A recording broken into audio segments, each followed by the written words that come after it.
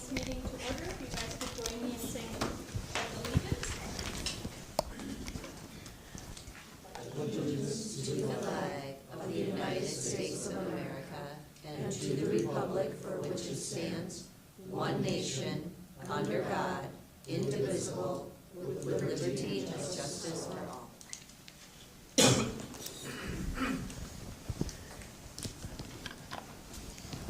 John, if you could assist in taking roll call. Jamie. Present.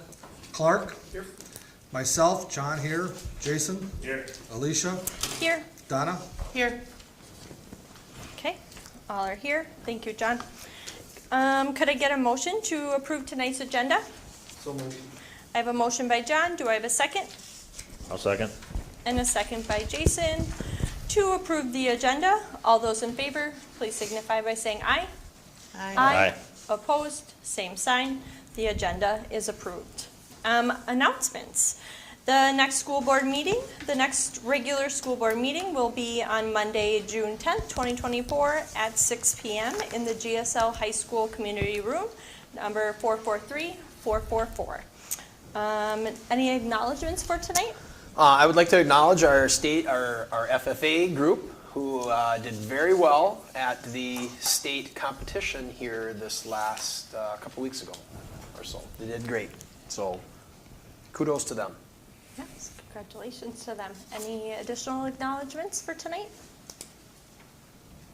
Okay, we'll move on to public input relating to agenda.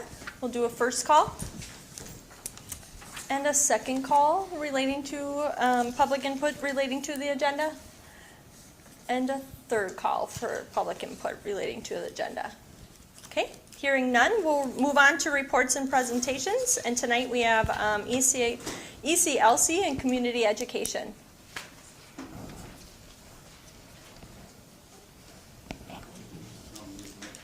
Yes, please.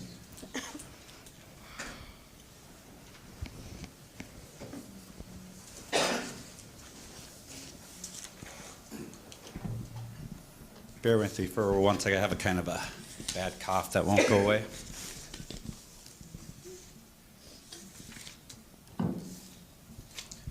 Okay, for those of you present that don't know me, I'm the Community Education Director. My name's Matt Munchow. I will start off here with our budget for our Panther Fieldhouse, Community Ed, and Early Childhood. Currently, year to date, we are sitting at just over $820,000 in expenditures, with the budget for the year being just under $1.1 million. I would suspect even with that and the revenue of $863 and our 1.1 slightly over for revenue, we'll finish very similar to around there, maybe a little higher in revenue and possibly a little less in our expenditures, so we should have a very successful year. Some recent upgrades that we did here at the Panther Fieldhouse. In case you haven't been up there, I highly recommend checking it out. We did replace all the strength equipment in the main fitness room. We've had a lot of positive feedback on it, and members are really happy to see the improvements that are getting made up there.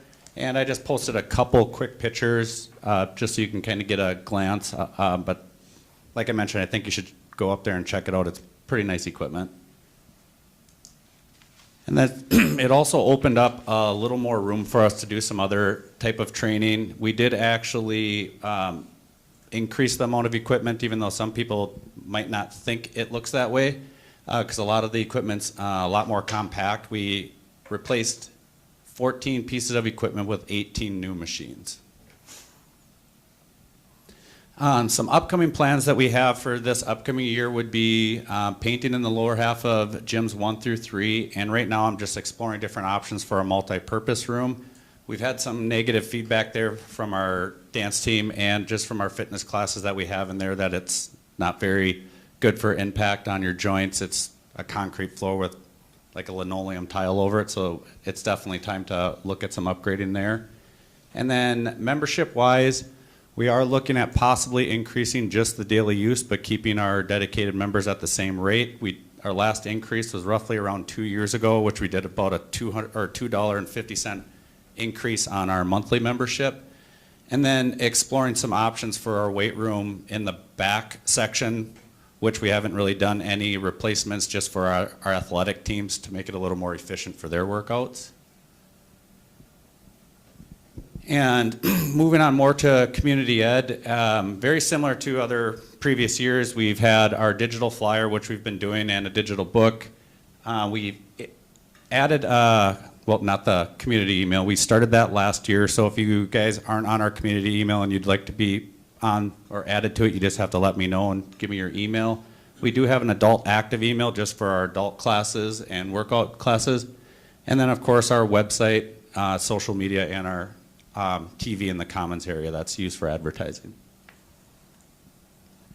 As for youth and youth recreation this year, we are excited. If you've seen the new quad fields out there, the project going out, we do have our baseball game starting here this week, and we've arranged it to where we're going to have multiple games playing all at the same time, so we can hopefully utilize the concession stand.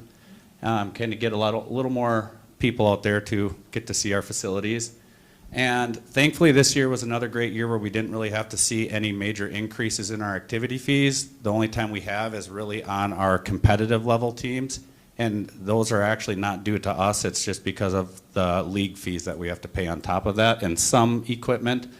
But looking ahead, we really shouldn't be having to see any large increases in the future, which is going to be great for our families.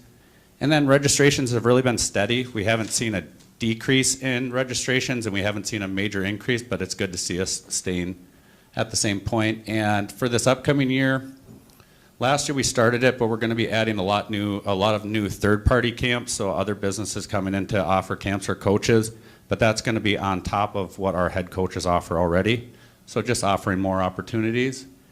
And then Gary Kosek, again, is going to be running our Silver Lake rec program. Last year he did that, and it was very successful. And it does open another opportunity for some Glencoe kids to go over there as well. And then the only really concerns we have, it's pretty apparent if you do any kind of coaching, we really do struggle with officials and then just volunteer coaches. But we're also looking at trying to do something more creative for our competitive teams to have dedicated coaches here in the future.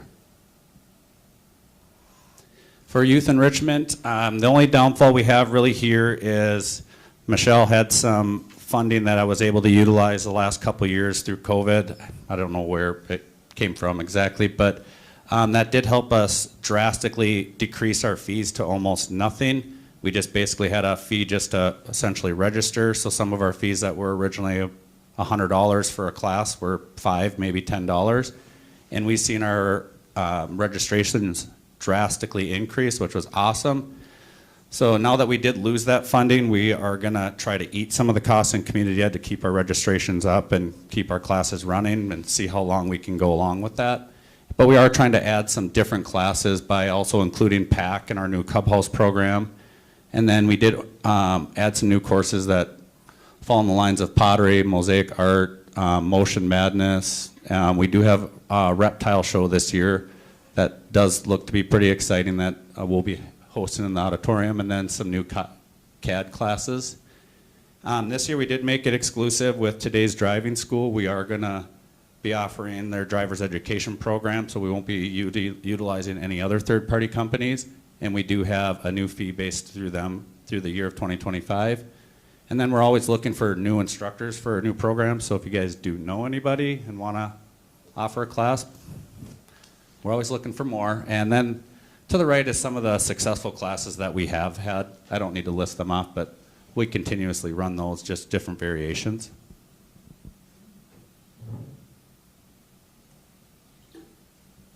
For our adult recreation and enrichment, this has always been an area we've tried to increase. Pickleball league, if you follow pickleball, it's pretty much exploding over the world right now. The city of Glencoe added a couple in the city center, and then we're also looking to add more courts in our Silver Gym just for the winter and some evening classes, and then try to get more of a league in the city going versus just at the field house.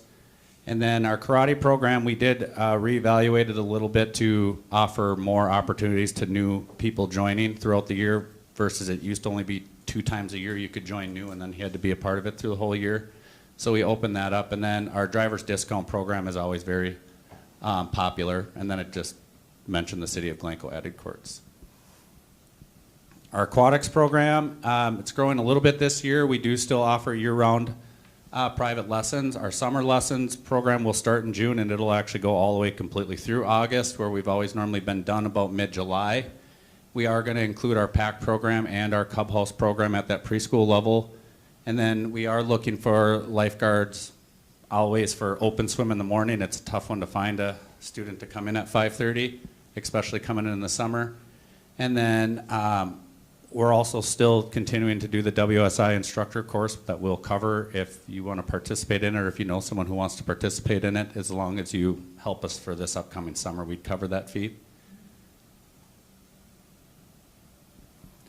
Trips haven't really changed too much this year. We've kept our partnership with Jolly Ramblers out of Lester Prairie. We ran 22 trips this year, and they all went very successful, and we continue to offer pretty much every trip that they have, and it seems that people are still continuing to go to them, so that's a good thing that we've had. And then recently, Amanda Kutke is doing the Hawaii trip. You might have seen it around. She is doing that and advertising it through Community Ed.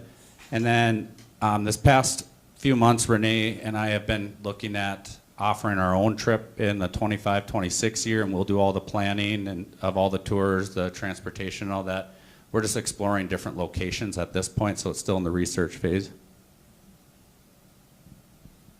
For our school age care program, so our PAC program, our enrollment went down a little bit during this year. So currently we're at an average of around 30 to 40 students. But our summer enrollment's looking like it's going to be around 50 plus, which is about average. And then fall, we could see a nice increase. We might have 10 to 12 students that might transition from our new Cub House program into our PAC program, and that was one of our goals to have that happen. And then we will be offering, like I mentioned before, swimming lessons through PAC this summer, and we do currently have 2 trips planned a week. And then, again, just adding the PAC to the enrichment classes. One thing we are still trying to do is the Silver Gym's not the best location for a school age care program, but it still works. For the summer especially, we are looking to add some fans in there to just get the air flowing. And then we want to include sound panels, but it's never really worked out. And we just got quoted recently, and it was way too high for us to want to add them at this point. I added a couple pictures because this is the new preschool wraparound care program we've added that's had tremendous success. We are full at the capacity of 40 spots. We can have up to 46, but due to staffing, we only do that for drop-in rates. So then we can add some part-time additional staff just on those days. For this program, it is still new, but we did add some trips, which include the zoo, the Children's Museum, and just various parks. Not quite as much, but there is a little more limitation bringing preschoolers around compared to school-age care kids. We're still going to continue to utilize 206 and 207. We did make the decision not to expand it for this year. We want to continue to see where it ends up. And again, we are at the ages of 3 to 5 in this program, and it is a year-round program from 6:30 to 5:30. And that's just a couple more pictures so you can kind of get an idea. We have the costume days around Halloween, and then we do have movies and where everyone gets to bring their blankets out and pillows. So it's pretty fun up there. To finish off with early childhood, our school readiness enrollment was at 98 students this year. It's been a 35% increase over the last 2 years, which is pretty tremendous. We are at max enrollment. The only way we're really taking in more kids is if we reevaluate the classes, which we're doing for this next year, or expand. Obviously, that is a long road ahead, but and then our ECFE enrollment, actually, we reached out to 59 families. We were at 33 last year, so we almost doubled that, which is great to see. We offered a few more opportunities this year and just moved some kids around throughout the building to make that happen. Screening, we are currently at 87 students for screening this year, and we did add a summer screening day on the 24th of July, which is now mandatory to offer a summer screening. And then we partnered with GRHS for screening, where we're going to supply the clinic with screening items and then gifts at the 3-year-old well child visits. ECFE this year, we did host 6 events, 3 large events and 3 smaller events. We did want to offer a few smaller events just to still get some more attraction throughout the year, and our big events still continued to have roughly 50 to 100 people at it, so we still got to reach out to a lot of our youth families. And then not much has changed over the previous year. We still advertise through social media, our website, and our guidebooks. And then our biggest hurdle for early childhood is our transportation. Again, it's no longer included for the second year in a row, and it ranged this year from $85 to $110 a month. For this next year, we probably will see a drastic increase. Our Cub House did decrease the need for transportation, but then we also found out it also decreased the amount of students that were on per bus, which definitely changed the funding around for that. And then the biggest changes for this upcoming year are our 3-day class. We converted it to a 4-day because of just the need. Parents wanted their kids to be at school more versus having to deal with preschool and then going back to daycare, so also with transportation and care. And then we added another 5-day PM class. There's a lot of VPK programs out there, so all-day preschool, and we want to get as close as we can to that, but still offer our half-day options just to cater to more families. And then we are offering summer ECFE classes this year, and then our next major project for there is, well, besides upgrading some of the stuff in the building, we're going to try to do a pretty big overhaul on our outdoor classroom. And that's all I have. If you guys have any questions, I'm happy to answer them. That's all you have? Try to make it quick. You got a lot going on, Mr. Montrell. Thank you for the report. I just wanted to ask, how are you doing on that end of the building as far as staffing goes? Right now, we are full staffed. We don't have any concerns, especially our biggest hurdle we thought was going to be the Cub House program, and that's actually worked out really well. Just with where the funding's at, we're able to offer a lot more full-time positions, which makes it that much easier. Okay, thanks. Any additional questions for Matt? Okay, thank you, Matt. Thank you. Okay, we'll move on to administrators and committee reports. Michelle, would you like to start us off with the business manager's report? Yeah, just a couple of things right now, because then my other items are part of the agenda, so I'll just talk more later instead of now. So just busy in our office, of course, as we get towards year end and trying to finish up budgets. So working on the last touches to the revised budgets, and then the budget for 24-25 I pretty much have ready to go. Waiting for a few numbers to come in on that. Working on some contracts. All of our summer projects, started working on the review and comment, and we'll talk about that more later on in the budget. And then health insurance, we're making that transition, so kudos out to Pam on working through all of those details. Switching insurance companies always takes a lot of time, so she's been busy working on that. We'll be getting the new rates for our property and liability insurance before the June board meeting, so we've got that coming up. And I've got a little information I'm going to share on the roof part of the insurance, but I think we'll talk about that when we get to the agenda item talking about roofs a little bit. So we'll talk about that a little bit more. So that's what I've got. Okay. Any questions at this time for Michelle?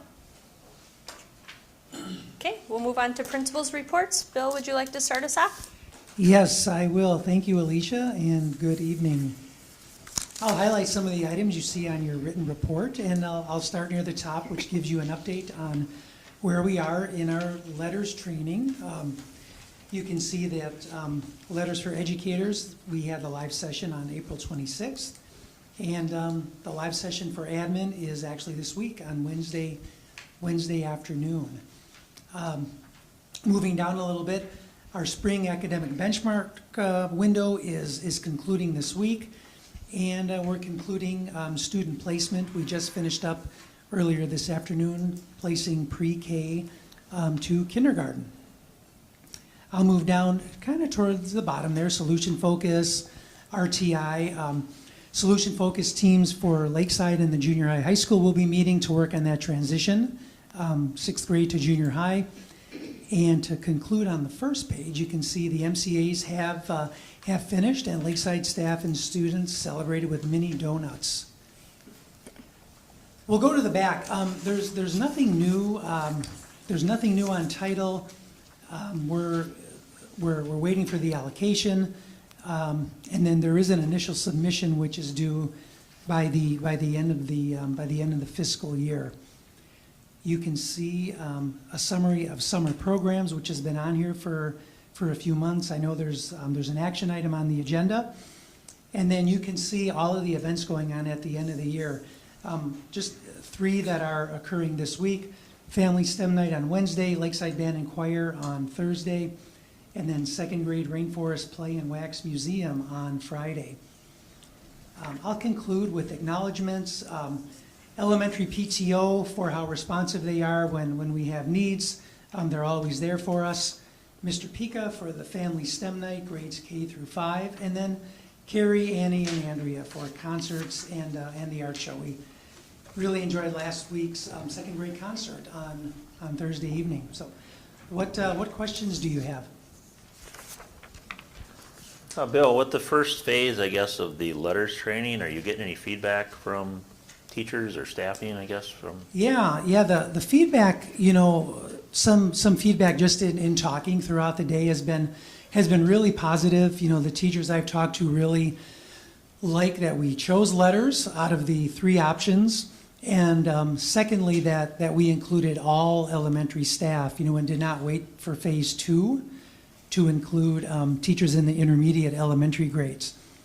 Some feedback that I see, Jason, what you want from something like this is changes, right, in how we do things. So I've seen teachers requesting, hey, I need these supplies because I want to put up a sound wall instead of a word wall. I want to buy mirrors so I can, so kids can see, how they're working on those phonemes. So it's good to see both that feedback and on how we're changing, and then just hearing that, yes, it's very much appreciated. Okay. Thank you. Yeah, you're welcome. Bill, are the units, how many units are there total for letters? There are 8. And is a unit kind of considered a module, or is a unit like a specific theme within something? Yeah, I would call it a module. Okay. Yeah.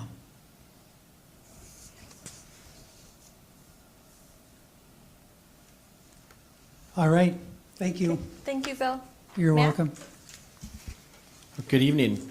I'll start talking about our summer school schedule. I know it's something that I've been talking about for the last couple months, and will do so throughout the summer as well. But junior high is running one enrichment summer school program this summer, July 8th through July 26th. That does run Monday through Friday during those dates. Currently, we have 12 students registered for that. I do expect that number to go up a little bit between now and the end of the year. But grades typically don't have a giant impact on which students do or do not attend enrichment, even though we send the letters out based on that. Senior high is a little bit different because senior high is based on credit recovery and what students need to earn back for something that maybe they failed throughout the mainstream or throughout the school year. So we're going to run that in 2 separate sessions like we typically have done in the past. June 10th through June 27th will be the first session, and then July 8th through July 18th will be the second session. I'll know more specific numbers once grades are posted here at the end of the school year, but typically we have about 30 to 40 in the first session, and we have about 20 in the second session. And that's pretty typical, as if students complete a credit recovery course in the first session, they don't come back for the second one, depending on how many courses they have to earn recovery credits in. Graduation is coming up, May 31st at 7 p.m. in the Black Gym. I've been working with our senior class advisor, Paul Lemke, on making plans for that already. We will have our senior breakfast at 9 a.m. on the day before, so Thursday, May 30th. And then we will follow that by our graduation practice, which usually takes about an hour and a half. I do 2 full run-throughs with our graduates at that time. I almost did not write this in my board report because I'm a little afraid of what's going to happen when I say it. But as of right now, we are pretty much staffed for next school year at the 7 through 12 level. We have 3 open paraprofessional positions, but that is something that we've pretty much had open throughout the entirety of this school year. So, knock on wood, if the school year started tomorrow, we would be staffed. So we will see what the last month brings, and there's always some surprises that pop up, but as of right now, we are hired and ready to go. Kind of update for you guys to what's going to be coming here in June. We will have our student and staff handbook updates that will come to you in June. I plan on utilizing our in-service day at the end of the year to meet with leadership to talk about changes that need to be adjusted to both. As the school year's gone on, I always keep a little sticky note on my student handbook of things that I need to talk about and then potentially update language on with legislature changes or just things that we've noticed as the school year goes on. What I've always told staff and parents is if you want to find the issue with a system or a policy, put it in front of about 800 kids and you'll find what works and what doesn't work, and you adjust it as you go along. So that'll be in front of you in June.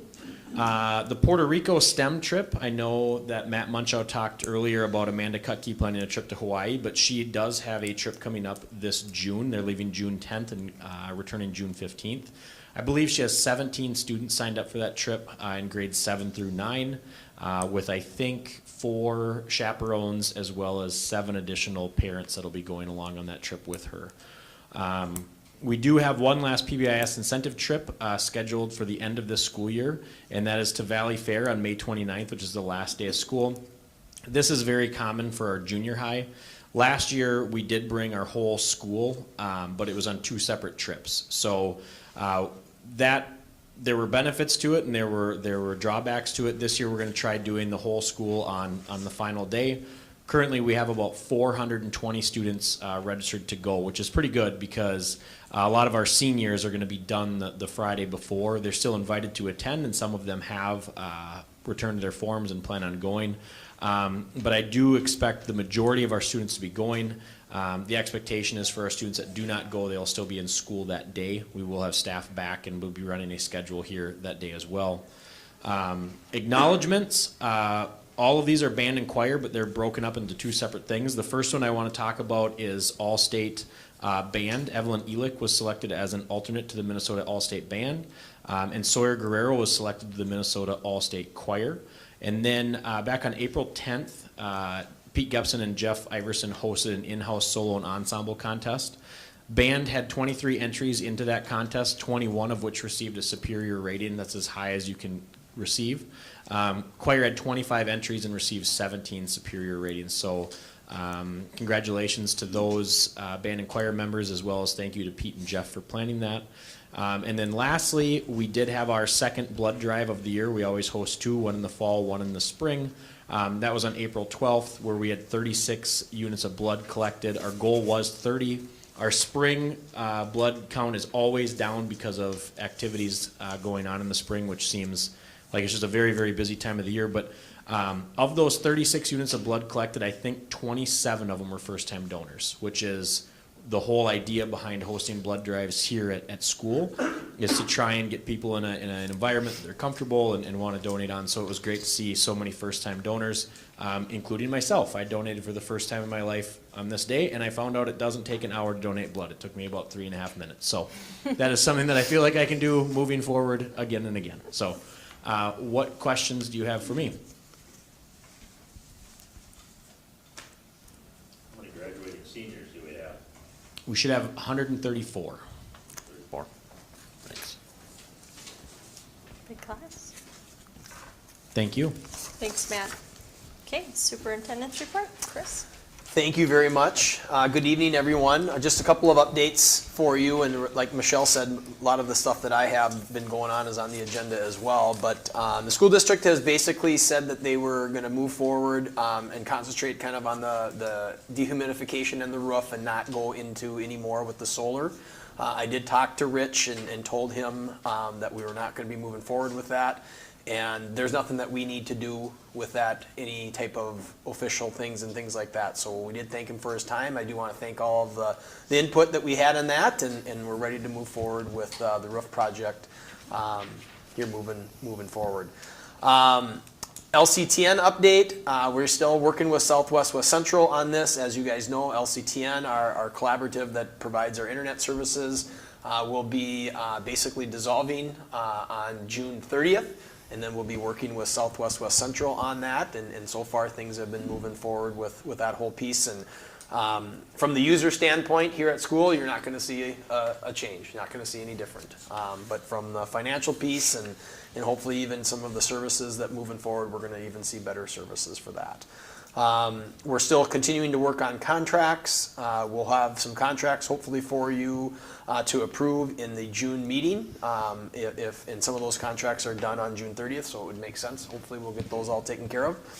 Our last community schools event will be taking place on May 23rd coming up here. And then also we have a scheduled all school celebration day on May 24th in which we're going to celebrate our students and our staff for a very successful year. And then specifically we'll have our staff recognition breakfast on May 30th that morning where we do recognize our staff and give some service awards. And then also want to say thank you to Michael Foods because Michael Foods will be providing the breakfast for not only our staff that day, but also for our seniors. So thank you to them. That's what I got. Okay. Any questions for Chris? So kind of a comment. I hope that, our discussion that we had regarding solar and stuff, I want to thank you, first of all, for pursuing that, exploring that with us and getting us some information. It's my hope that we're putting it on hold for now and that it will be revisited by a board in the future or by our board that we currently have in the future. Something that just occurred since, our last meeting was, I'll reference Eden Prairie as an example like I did last time. Eden Prairie just was awarded the 2024 U.S. Department of Education Green Ribbon School. And one of the things that really struck me about some of the things that Eden Prairie Schools is doing is that about 85% of the energy used by Eden Prairie Schools comes from their solar arrays. And it allows the district to reinvest over $6 million into student learning over the next 25 years. So my point in bringing up that as an example is that the money saved by the district in energy usage can be then utilized for other things within a school district. And we know that the list of things to do is endless, whether it's maintenance things or whether it's curricular things. But I think that one of the things that we had heard was that GSL would have been able to also collect money savings that once again we could reinvest into student learning and stuff for the future. So I would hope that we could revisit that in the future again to just see what possibilities there are. And Chris, I appreciate your comment about perhaps doing partially, some of the roofs on our facilities, whether it be just the district office portion or something like that. I think, there's also maybe a possibility too with the swimming pool, if there's some way to capture some savings there in being able to heat it. I know one of the things that we're looking at as a facilities committee is the cover for the pool, which is something that once it's heated, of course, we want to keep the heat in and so forth, insulate and save. But once again, just the heating of the pool area or someplace else within the district. I applaud the district for what we're doing with solar up at Silver Lake. I think that that's a neat first step. And we'll see what kind of benefits we're going to get from that, and some of those have already been shared with us. One other thing that Eden Prairie did too that I had mentioned in the past when we had Chartwell here was their farm to school program. That's another thing that, with some of the grants and stuff that are available, I think that working with Chartwell to see if some of that could be captured for GSL would be a benefit to our district, too. I know that I've mentioned in the past that Hutchinson and Litchfield have and currently are participating in that and have been awarded some grant money through that programming. I guess I would like to see if we can continue to pursue something via Chartwell for that too. So it's savings, but it's also the savings to be spent elsewhere. And if we can spend it on programming and student learning, all the better. And I just want to thank you for that. One question that I have on a different note is, do we have any additional information with regard to the school resource officers now that the city is starting to kind of do some hiring, and I know that they're doing some community resource positioning and stuff like that? Do we have any update on anything of how that might impact the district right at this point? We will have our school resource officer next fall. So that's going to be set. So basically, kind of what happened this last year. Am I on? I am on. As you guys all know, we had the resource officer, but then they had the officer. So the relationship has never. It's been strong the whole time through. We had our resource officer, and she worked here very periodically because she had another schedule. But her office stayed. We continued to have the connection, we continued to meet, we continued to do those things, but she just wasn't officially on the books. Next fall, she'll be officially back on the books because of those hirings, and now she'll be able to do that. They've sent her off to DARE training, so she's got that taken care of. She's already connected to find out number of books and ordering and starting to plan. So the plan is to have that contract. I'm assuming it will be sometime in July or August when we'll have that in front of you. But the plan is to have her back in place here for the start of the fall. Thank you. Yep.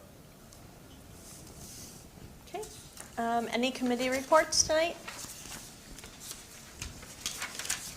Okay, none. We'll move on to approve the consent agenda. It was enclosure number 1. Do I have a motion to approve? So moved. Was that Clark? Yep. I have a motion by Clark. Do I have a second? Go ahead. I'll make that second. So I have a motion by Clark, a second by myself to approve the consent agenda. All those in favor, please signify by saying aye. Aye. Opposed, same sign. The consent agenda has been approved. Old business, there's none at this time. So we'll move on to new business. Action item A, summer school plans. Administration has been making plans for the district's summer school program. The summer school plans include the following programs. Elementary summer bridges, K through 6, July 8th through August 1st. Migrant summer school, July 8th through August 1st. Elementary extended school year, June 24th through June 27th. And then July 8th through July 25th. ECSE extended school year will be August 20th through August 22nd. Junior senior high extended school year will have intermittent dates between June 18th and August 8th. Junior high summer retreat will be July 8th through July 26th.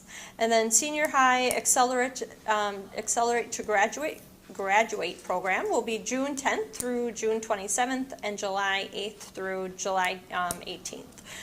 Superintendent Sanju recommends approval of the summer school programs as presented. Do I have a motion? I have a motion by Jamie. Do I have a second? And a second by Donna to approve the summer school plans. All those in favor, please signify by saying aye. Aye. Opposed, same sign. Action item carries. Apologies, I didn't ask if there were any questions, but they kind of presented them earlier. Action item B, select auditor action, enclosure number 2. Business Manager Sanders has reviewed the scope, limitation, and management responsibilities of the audit agreement with Clifton Larson Allen LLP. It is her recommendation that we appoint Clifton Larson Allen LLP as the school district's auditors for fiscal year 2024. The total estimated base fee for 2023-2024 audit is $34,750. The total base fee for 2023, for reference, was $32,250. Final audit cost was $44,050. Do I have a motion? So moved. A motion by John. Do I have a second? Second. And a second by Clark.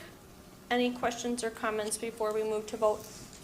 Or any addition from you? Just, a little information when you see the difference between the base cost and the final cost. It's all dependent on how many single audit pieces they have to do the audit, and that's determined by how much federal dollars you get.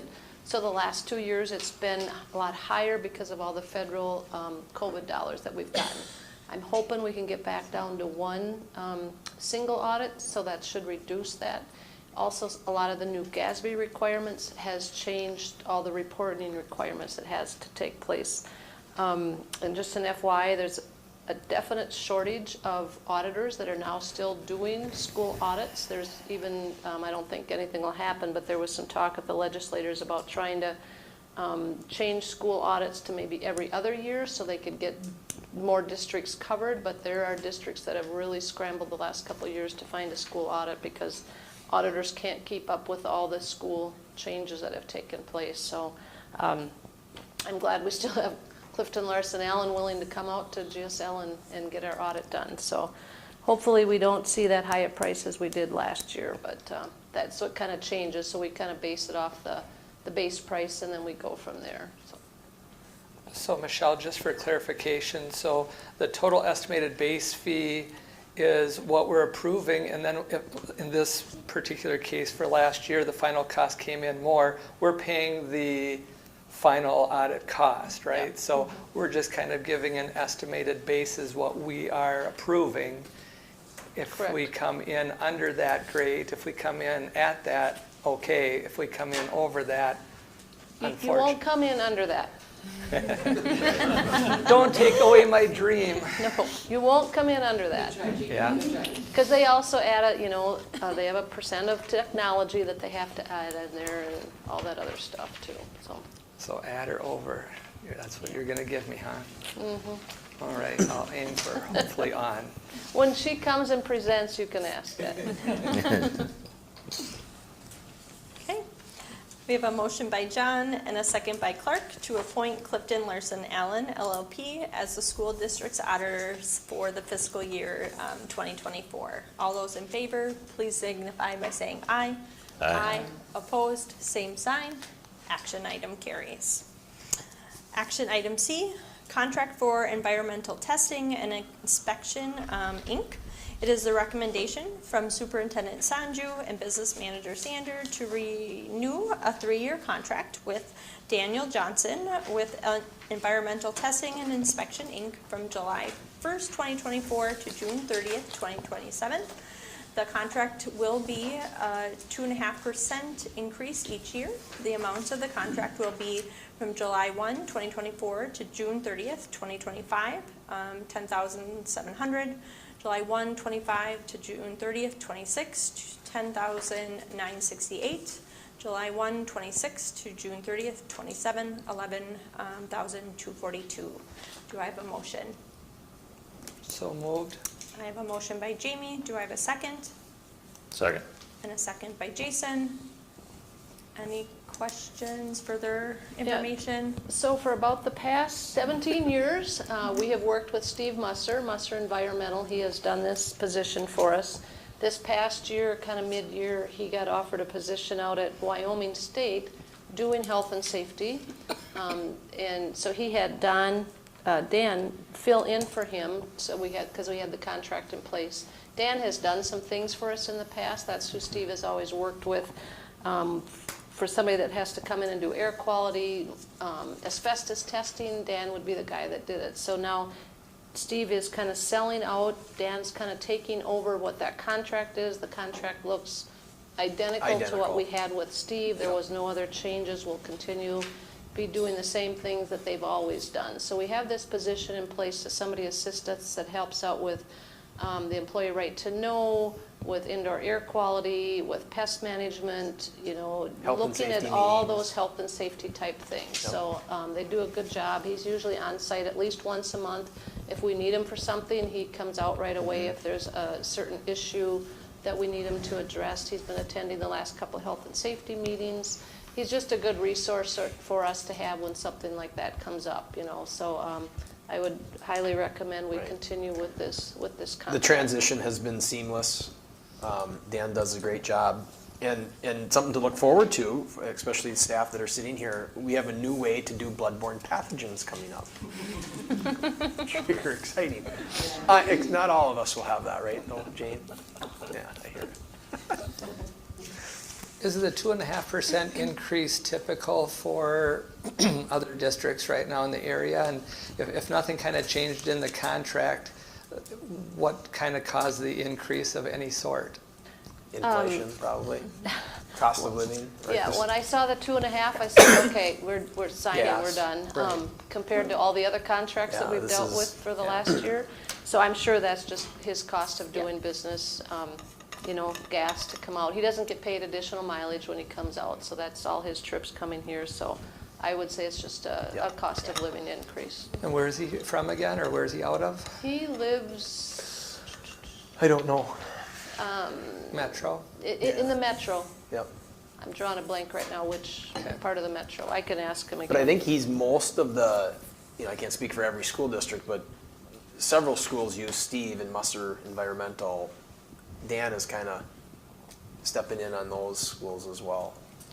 Because, like I said, the transition has been seamless with Dan. Yeah, and I don't know, Jamie, what other districts have been paying that have somebody else. A lot of schools also have IEA, I believe, that covers their services, so. Do you remember what the increases were for the past contract? I think they're at 2.5. Oh, 2.5?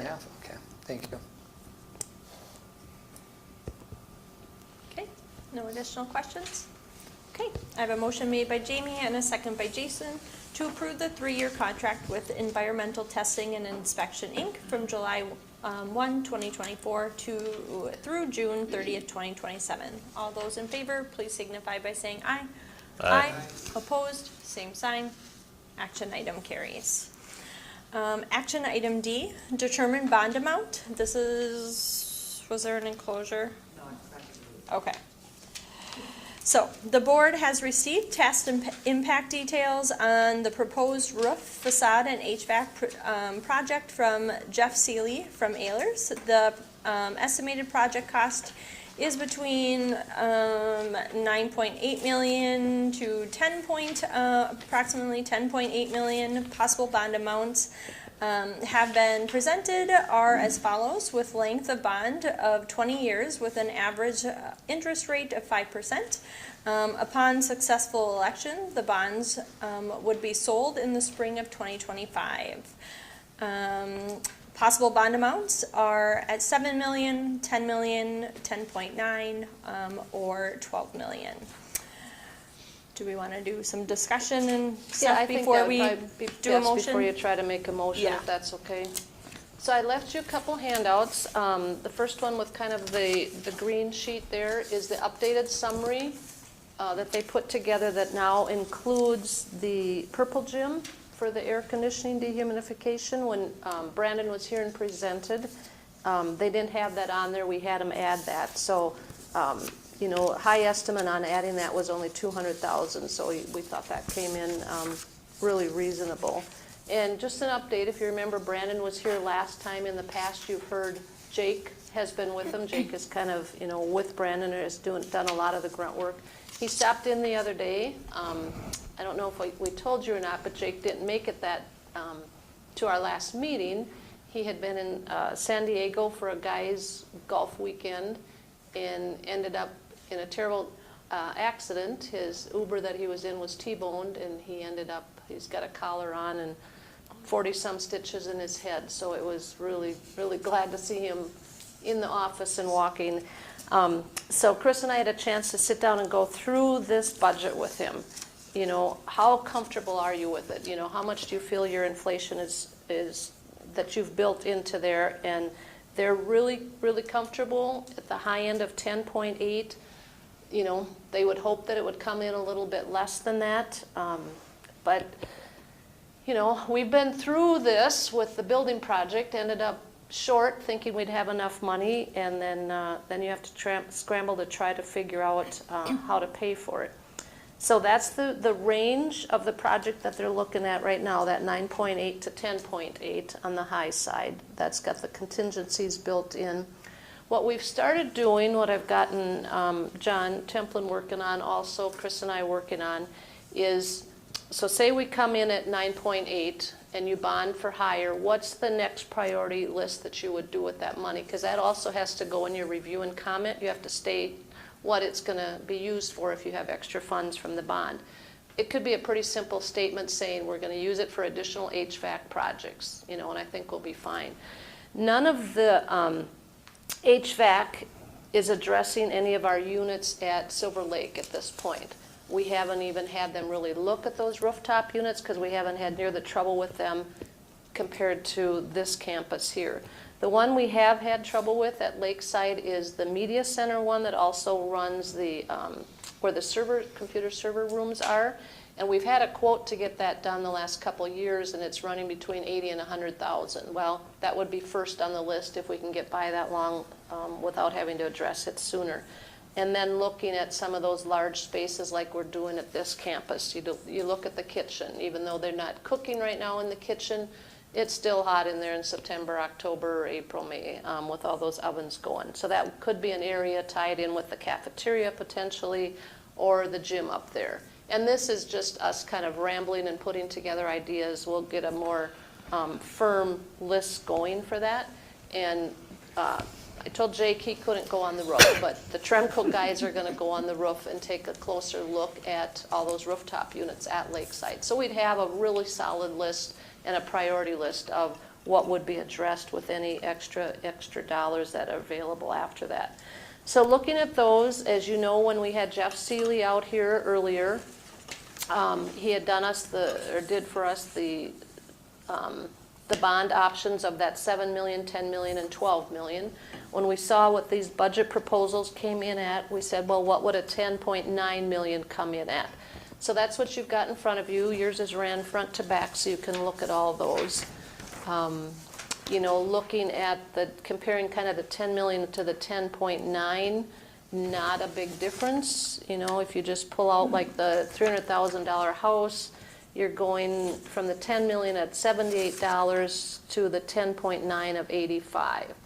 Now, you could still run a 10.5 scenario if that is something you want to entertain, but we need to get a decision made because it has to go in the review and comment, which I have to get completed, ready for you for the June board meeting to be submitted to MDE for approval. And these are all under 20-year bonds, a 20-year bond. So that's Versus kind of 30 like our other one. You know, I didn't have any other questions from anybody regarding the presentation that Brandon gave us about the project, kind of about the plan regarding the roofs. We've been through all that quite a few times, the facade project to go with it. So any other questions you have right now or thoughts? It's kind of in your hands right now to make a decision. Done. Got a question. On the notice of the conditional renew for our commercial property insurance, on the bottom, all of the perils deductible increase, what does that mean? You know, I'm just trying to grasp my head around $50,000 versus, those are deductibles? Yep. So the other sheet that I gave you, and thanks John for bringing it up, this just came in the mail on Friday, and I've kind of brought this up in the past for you, and I did talk to our insurance agent today and kind of went through it with him. So if you read the highlighted amount, the roof coverage is now, and this is, if we stay with this is coming from our current carrier. Correct. Now that could change, but in the roofing industry, insurance industry right now, it's going to be the same type, if not, should I say, worse of how they're going to cover you. Any roof that is now older than 15 years old will not be replacement costs. We always try to get our insurance at replacement cost on all our buildings. It will now go under cash value, meaning they're going to take the age of your roof and they're going to decrease that. If you remember from our roof schedule how old most of our roofs are, we'd be forking out a lot of money because it's going to be depreciated when you've got a 27-year-old roof from 15. It's going to be depreciated. So they will depreciate that. The one thing that they originally thought was going to happen is their deductible was going to be based off of like a 1 to 2% of your total building value. They're now dropping that to the value of your building to like a $50,000 deductible or a $75,000 deductible. That's still going to be a huge increase. So if you have a hail damage to one section of your roof, first they're going to see how old that roof is and they're going to depreciate what they're going to pay you, and then you're going to have a deductible anywhere from $25,000 to $75,000. Now the one thing I did clarify with him today is it goes by per occurrence. So if you have a major hail windstorm come through and it does damage to this whole campus, for example, or say it's widespread and you've got damage to Lakeside and this campus, it's per occurrence, so you'd only pay that deductible once.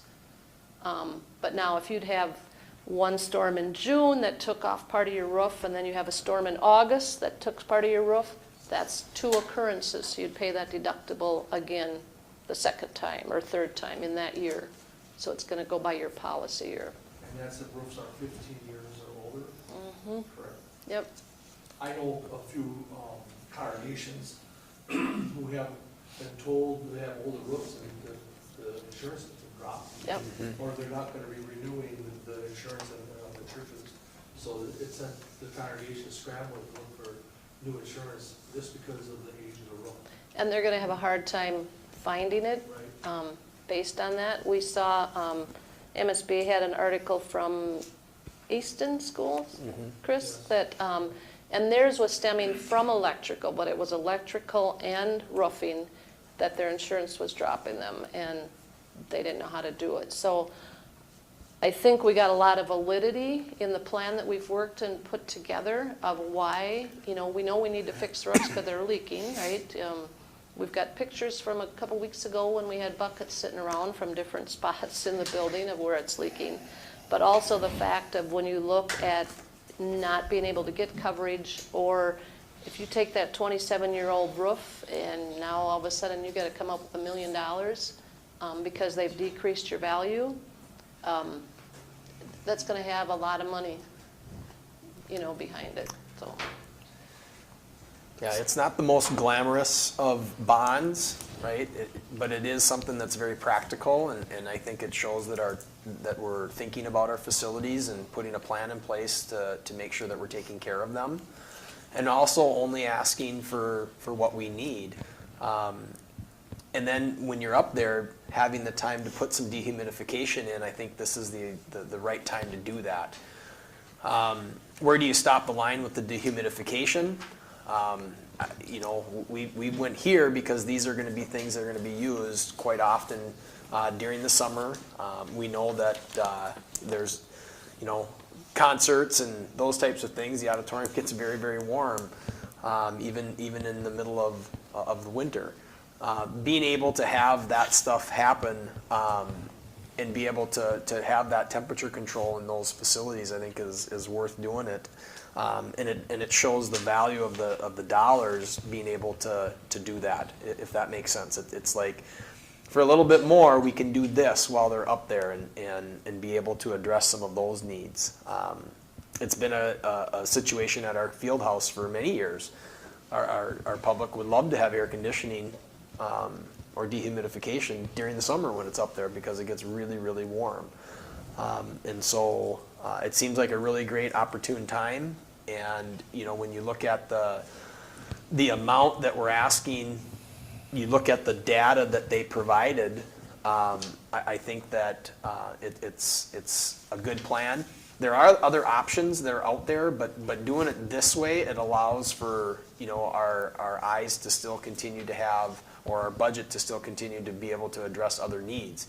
If you would go against the LTFM dollars and bond against that, now you're kind of putting all your money into the roof, and you're not going to be able to do the other projects. Where this way, your bond is going to help with those two things, and we'll still be able to use our LTFM money for other needs. So a concern that I have is in taking a look at what we currently have and making sure that is either replaced for betterment or restored. I guess I would like to see and make sure that those types of things are addressed before perhaps some new or added things are done. When we're coming up with alternatives, or if there's additional money left, that we're going to then look at Silver Lake or here on the Glencoe campus. I guess I would like to see those things put ahead of some of the new things, and some of the new things be the alternatives. And I think that one of the new things is the kitchen, but I'm in favor of that because that was something that We have a piece of equipment up there on the roof that I think he mentioned could be juiced up, for lack of a better term, to then do the chilling of the kitchen. But, you know, I don't know that I'm necessarily in favor of like squeezing in the purple gym as an addition. And it troubles me a little bit when we talk about the field house that the replacement is 3 rooftop units, and that would be a replacement, but have we found out if those really are 5 years old or whatever? Because I guess if that they are 5. That troubles me just a little bit, that isn't very old to already be sort of replacing when we've got older units in our district on either this campus or Silver Lake, that I guess, in my opinion, I would like to see those either restored or replaced if need be, and kind of juiced up. And I guess those are my thoughts. I would like to just make sure that we are maintaining and making sure that we have got our current things working to the best of their abilities before we go crazy with adding some additional new things. Because one other thing with the adding of new things is that it's the cost of doing it, but it's also the cost of running it. So when you're putting in air conditioning in some of these places that we don't have it currently, there is a cost, an ongoing cost of running those things. And that kind of goes back to my discussion or my comment about just how can we keep costs down with the maintaining of the equipment that we're going to be doing. I'm 100% in favor of the roof. I mean, that's just absolutely, we've talked about that, how to go about that, the need for that. That is, once again, taking care of what we currently have. But that's where I'm at. Thank you.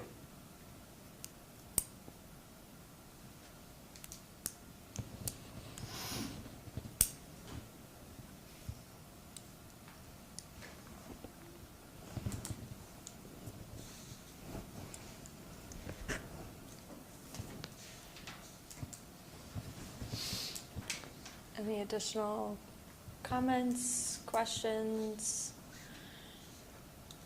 Have someone that wants to initiate a motion? I'll try a motion, I guess. I'll give it a try, and if there's other comments, I'll wait, but if there's not, I'll shoot out a motion.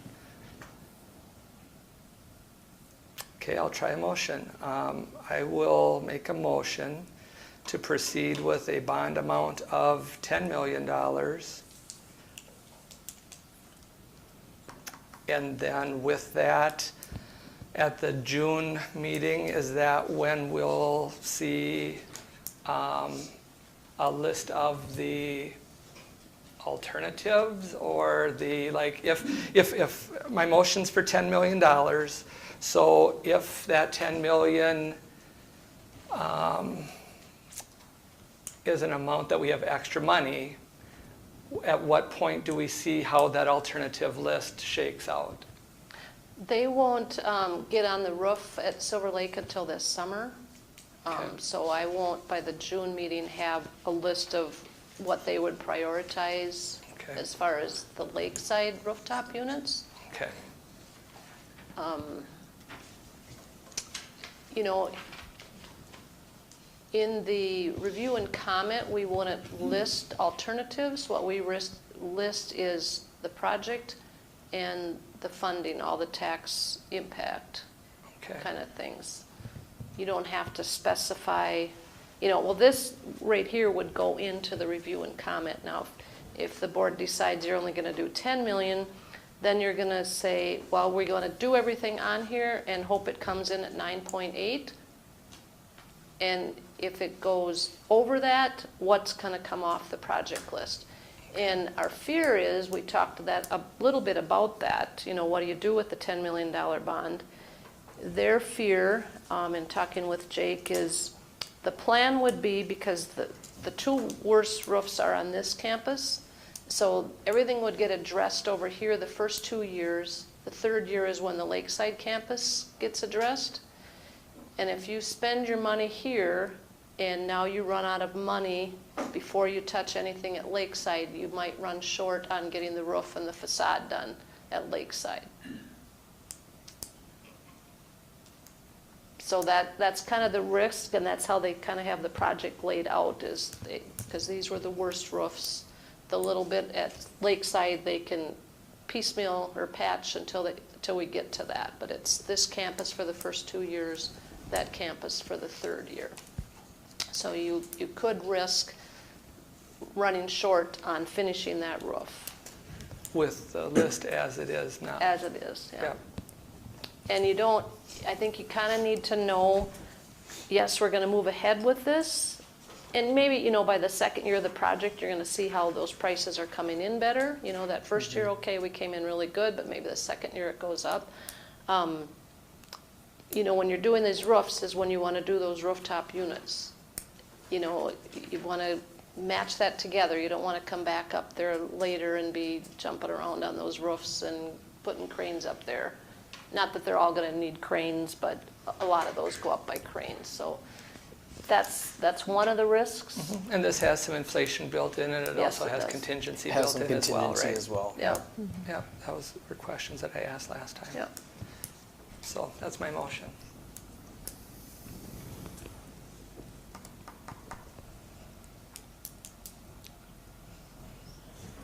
Do we have a second at 10? We have another proposal. I think we have to put that on the bed first if we're not going to get a second, so you kind of have to just get it out. Okay. Do we have a second at the 10 million?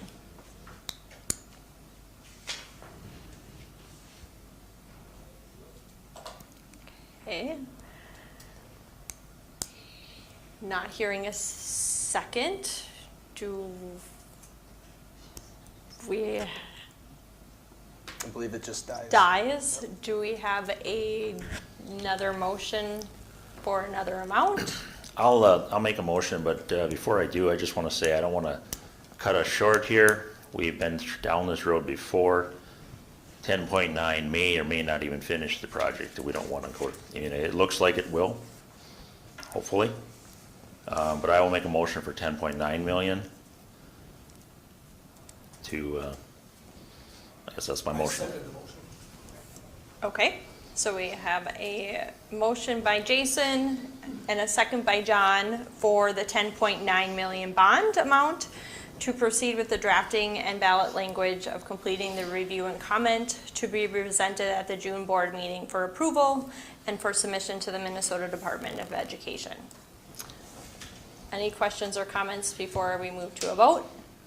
So I have a question. When we've looked at our long-term facilities maintenance plan, are any of these items on that current plan?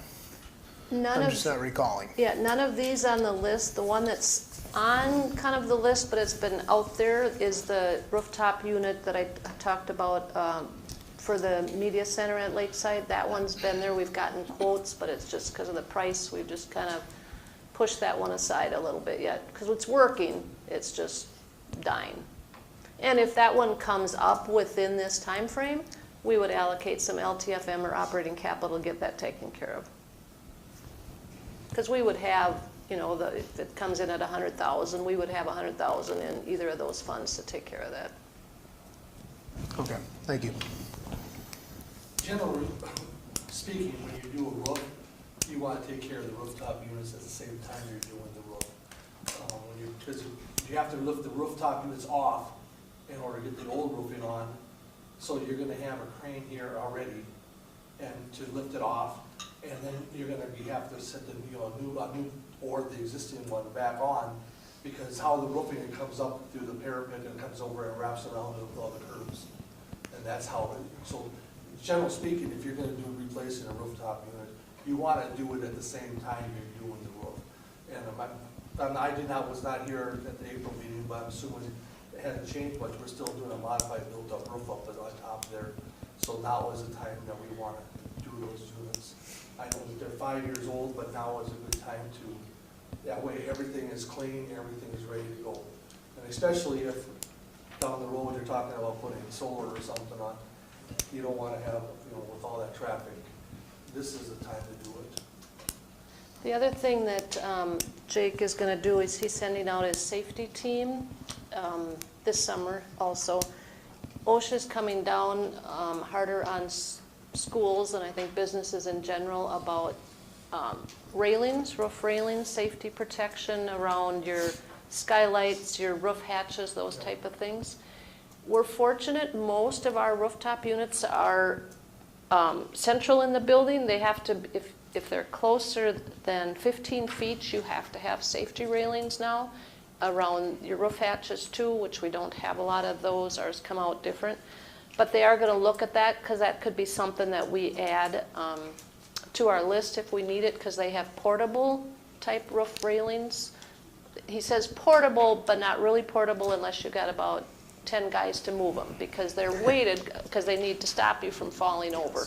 But they're very effective, but they can be moved. But they really want to make sure that we have the correct safety things also in place. And that would be affordable or part of the project to build into that once we know what that is. But we don't want to spend all this and have OSHA come in and say you should have had some rooftop railings on there. So they just want to take a closer look. But looking at what they've got now for data, ours are all, past the 15 So you're feet. saying that would be added to the, that would be an addition to doing the roof? Yeah. Or is that something that, are the railings something that we can use out of the health and safety budget? Either one. I think they qualify for health and safety. And a portable system isn't that expensive, but I just wanted you to be aware of that as something that is also going to be looked at. Yep. Do we have any hallway skylights anymore? Like at Lincoln, did we go over the top of that one? Because there used to be one at Lincoln, wasn't there, like in the hallway or something? There were two or three. Do we still have those, or did we go over the top of those? We went over, well, that middle section of Lincoln is the roof that's has not been replaced on the Lincoln building Yeah. up to this point. Those we covered up. We did some work on those with the building project. Okay. So they'll continue to be gone over or Yeah. covered up or gone for good? That's Does the Lakes- best thing. A lot of schools, they like having those skylights. That's the worst spot It's for a hole leaking in a roof waiting to and be leaking. dirt and, yeah. Does Lakeside have any skylights or anything? No. Okay. I don't know if Lakeside has any roof hatches, but they don't have any skylights. Okay. When we talk about the estimated market value and we kind of hone in on a $300,000 house, do we know what the median is in GSL for a home? I would not guess it to be 300,000 as a median. 250? Yeah, I'd say right about, 248, 249, less than average. yeah. Okay. And Ellers would get more of that information once, because there's more data than just the one sheet that has to go into the review and comment, and they'll gather some of that. But I think you're right. I think it's about that 250 mark is the average. I just pulled that number as I was looking down. Okay. So we'll move forward with the motion by Jason and a second by John for the $10,900,000. All those in favor, please signify by saying aye. Aye. Opposed, same sign. Aye. The action carries a 5-1. So bond amount in the 10.9 million. I just asked Zillow, and the median house price in Glencoe is $237,700. But how about GSL?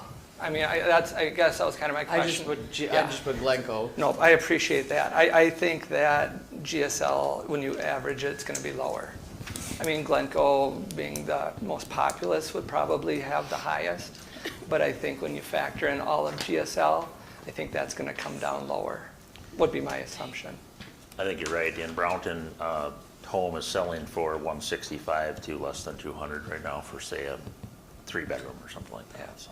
And the reason I kind of ask that is, I mean, I guess the cost of a home, and then you kind of look at perhaps the incomes that are within that home, paying for that home, kind of probably match somewhat. And then a couple things to think about. This will go on the election in November.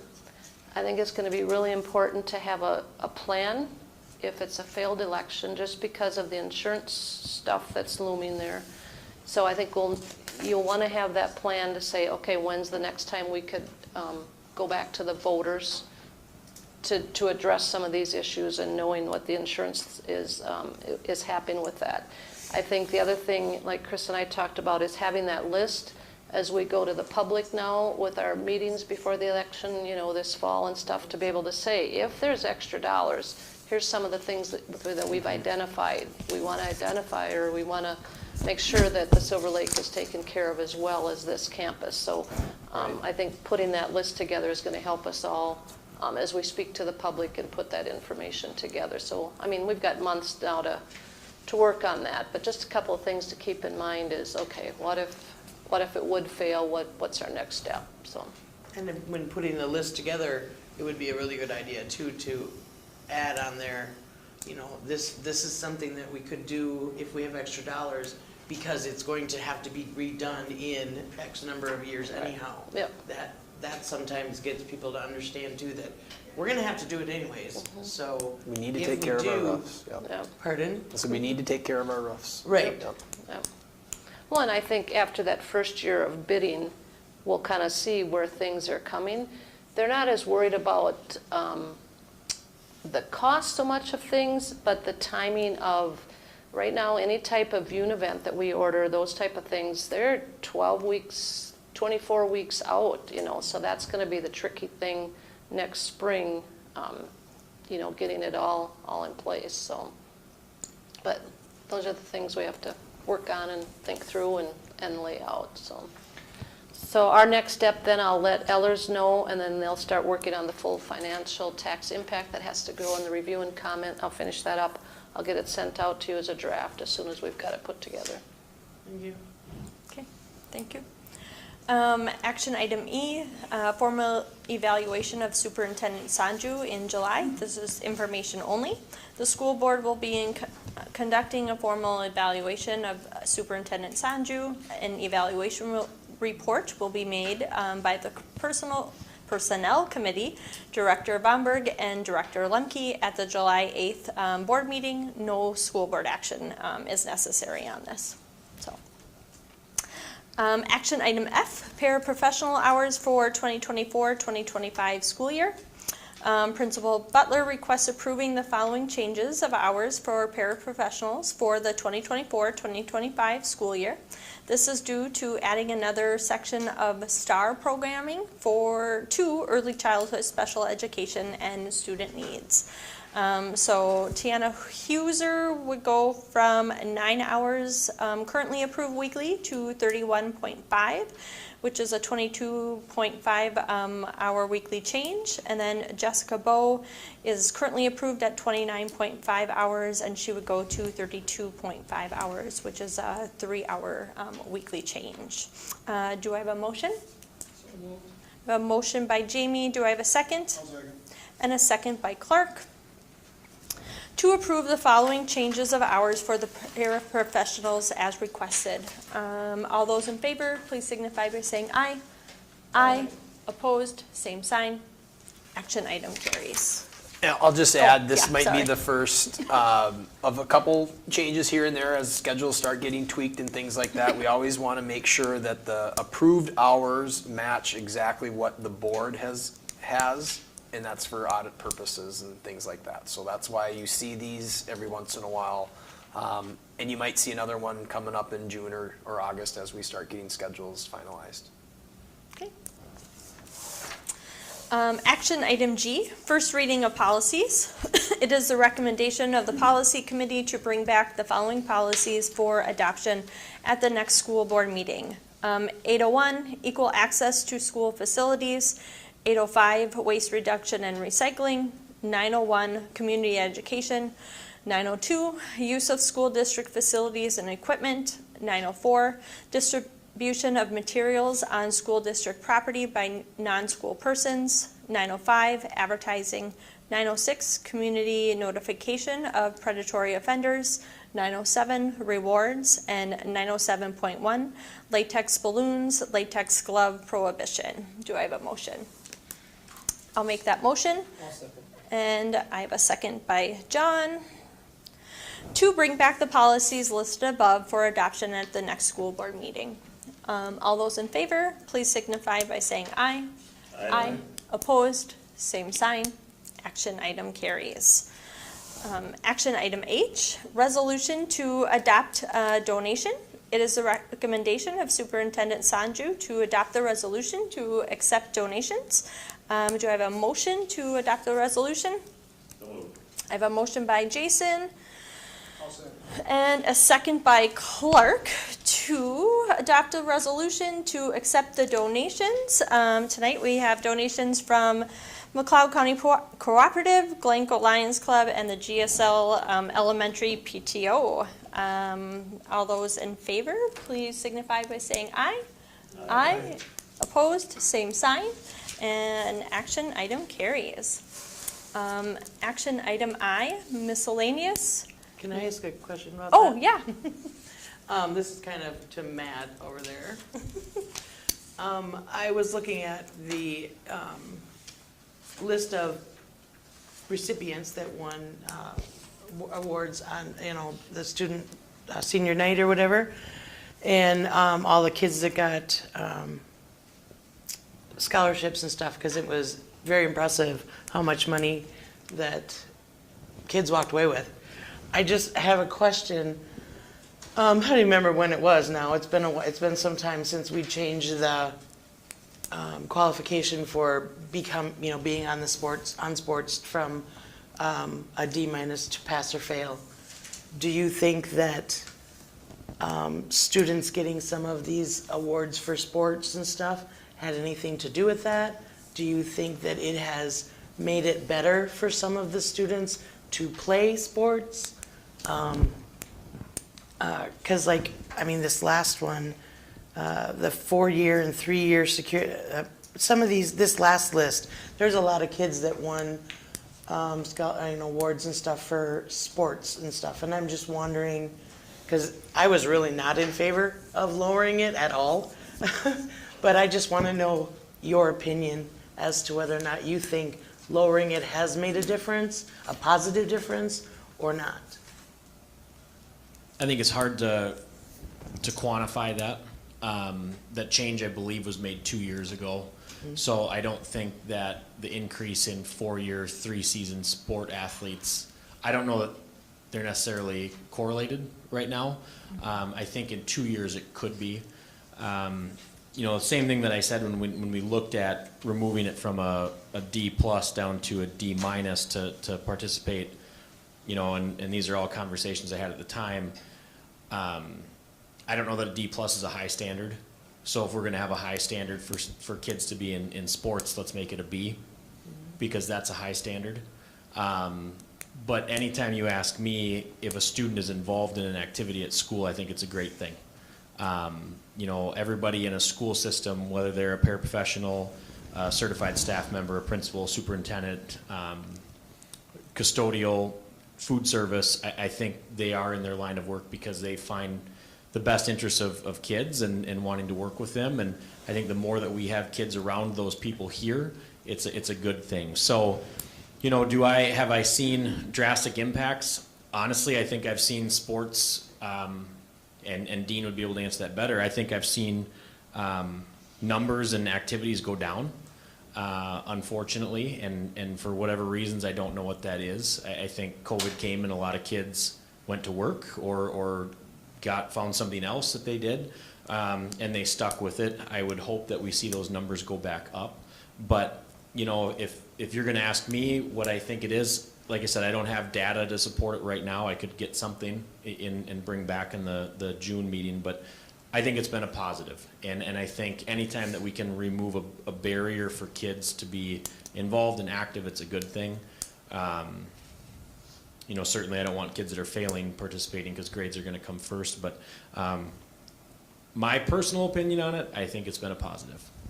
Okay, thank you.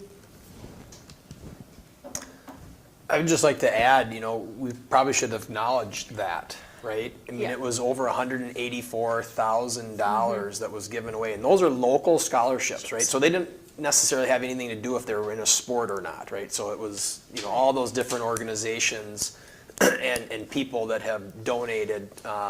And when you look at the number of dollars that are contributed here at GSL, it's just remarkable, that amount. So thank you to all those organizations and families and businesses and all the people that did that, because that is pretty special that our kids get to have those opportunities.